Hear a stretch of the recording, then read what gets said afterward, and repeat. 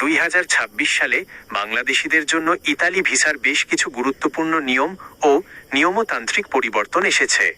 ঢাকার ইতালি দূতাবাস এবং ভিএফএস গ্লোবাল এর সর্বশেষ আপডেট অনুযায়ী প্রধান বিষয়গুলো নিচে তুলে ধরা হলো। 1.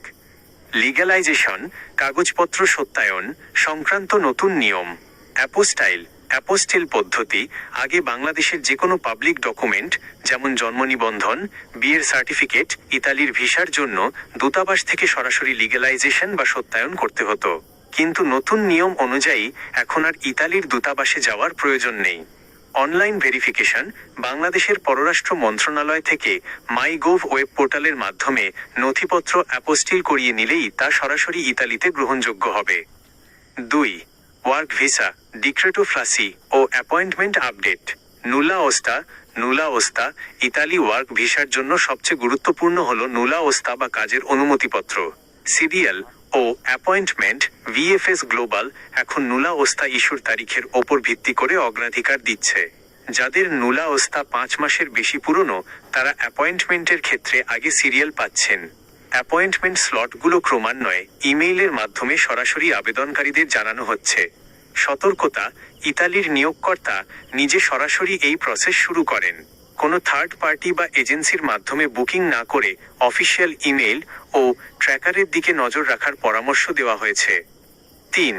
Student visa 2026। যারা ইতালির ইউনিভার্সিটি পোর্টালে সফলভাবে রেজিস্ট্রেশন সম্পন্ন করেছেন, তাদের এখন আর সাধারণ নিয়মে অ্যাপয়েন্টমেন্টের জন্য অপেক্ষা করতে হচ্ছে না। দূতাবাস সরাসরি ভিএফএস গ্লোবালের মাধ্যমে রেজিস্টার্ড শিক্ষার্থীদের ইমেইলে যোগাযোগ করছে এবং নির্দিষ্ট ডেট দিয়ে ফাইল জমা দেওয়ার জন্য আমন্ত্রণ জানাচ্ছে। 4. ফ্যামিলি রিউনিয়ন ও tourist visa, Schengen type C. Family reunion, পারিবারিক ভিসা। যাদের নুলা ওস্তা আগামী 30 দিনের মধ্যে শেষ হয়ে যাবে, অথবা যাদের বাবা মায়ের ভিসার মেয়াদ শেষ হতে চলেছে, এমন অপ্রাপ্তবয়স্ক সন্তানরা নির্দিষ্ট কিছু দিনে অ্যাপয়েন্টমেন্ট ছাড়াই সরাসরি ওয়াক ইন ভিএফএস ঢাকা সেন্টারে আবেদন জমা দিতে পারছেন।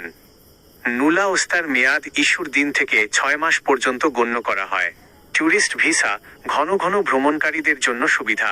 যারা গত 4 বছরের মধ্যে অন্তত 3টি সেঙ্গেন ভিসা সঠিকভাবে ব্যবহার করেছেন এবং কোনো ওভারস্টে করেননি, তারা অ্যাপয়েন্টমেন্ট ছাড়াই সরাসরি ট্যুরিস্ট ভিসার আবেদন জমা দেওয়ার সুযোগ পাচ্ছেন ভিএফএস ভেরিফিকেশন সাপেক্ষে। সাধারণ ট্যুরিস্টদের জন্য দৈনিক সর্বোচ্চ 10টি স্লট বরাদ্দ থাকে।